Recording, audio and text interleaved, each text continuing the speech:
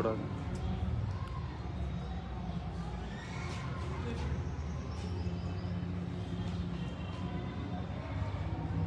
नमस्कार मित्रांनो, मी सरपंच मंगेश साबळे बोलतोय. पण आज या ठिकाणी जिल्हा परिषद कार्यालय छत्रपती संभाजीनगर या ठिकाणी मी सरपंच म्हणून आलेलो नाही, तर माझ्या गावातल्या महिलांचा आवाज म्हणून या ठिकाणी आलेलो आहे. माझ्या गावातील महिला आहेत, त्यांना 2-2 किलोमीटर पाणी डोक्यावर आणावं लागतं, प्यायला पाणी नाही. सुरुवातीला शुद्ध पाणी नव्हतं म्हणून आडात बसून आंदोलन केलं. त्या महिलांनी मला मतदान दिलं आणि मी सरपंच झालो. आणि आज 2 वर्ष जवळपास होतोय. जल जीवन मिशनचं काम या ठिकाणी 2020-21 मध्ये चालू झालेलं आहे. जल जीवन मिशनचं काम 4 वर्ष झाले, अजून पूर्ण झालेलं नाही. त्या छड्या आणल्या, पैप आणले, रोडमध्ये दाबून टाकले, ते पैप सडायला आले, मात्र जल जीवन मिशनचं काम अजून पूर्ण झालेलं नाही. 4 वर्ष झाले जल जीवन मिशनचं उद्घाटन झालं. 1,80,00,000चं इस्टिमेट तयार केलं बघा मित्र. 4 वर्ष झाले, पैप रोडमध्ये दाबून टाकले, अजून काम झालं नाही. कुठं काम अडकलाय? कुठं घोडा पेंट खाताय? का 4-4 वर्ष एका जल जीवन मिशनच्या कामाला लागताय? पूर्ण तालुक्यामध्ये, पूर्ण जिल्ह्यामध्ये ही अवस्था आहे.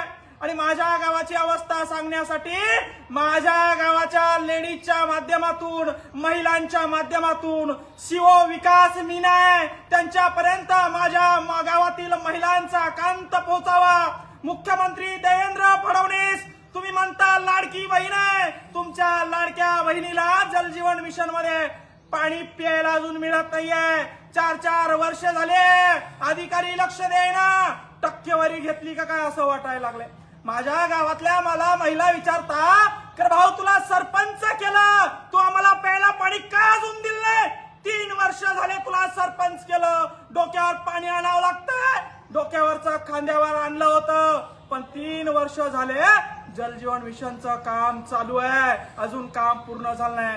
यांच्या सीओनच्या, डिप्टी सीओनच्या, वाघमारेंच्या आणि जे काही डेप्टी इंजिनियर आहे त्यांच्या ताटाखाली काहीतरी वडगणा लावल्या असतील, म्हणून हे कामं थांबलेले असतील. आणि ही वस्तुस्थिती पूर्ण महाराष्ट्रात आहे.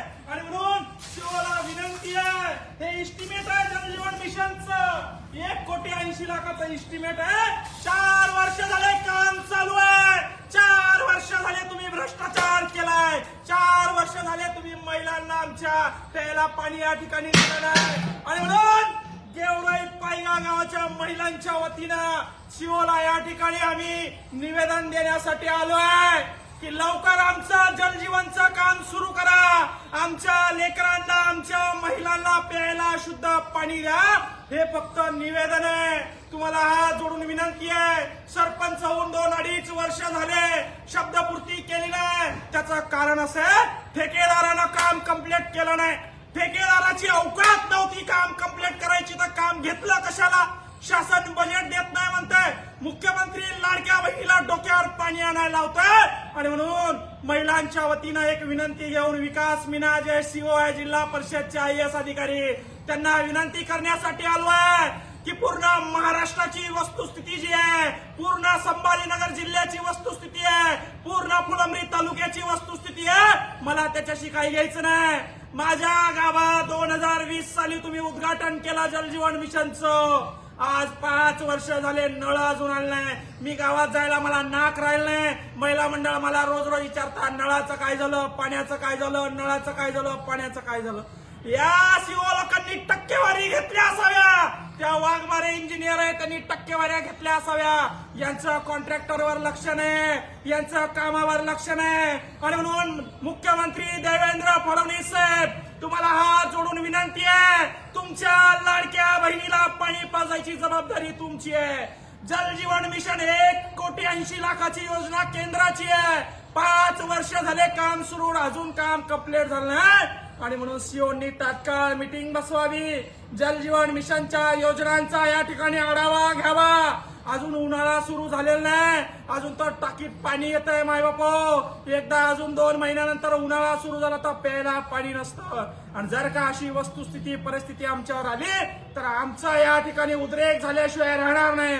एवढा सांगण्यासाठी सीओ साहेबांना, विकास मीना साहेबांना आणि वाघमारे जे कोणी जे आहे त्यांना सांगण्यासाठी आलोय. धन्यवाद मित्र. जय जवान जय किसान.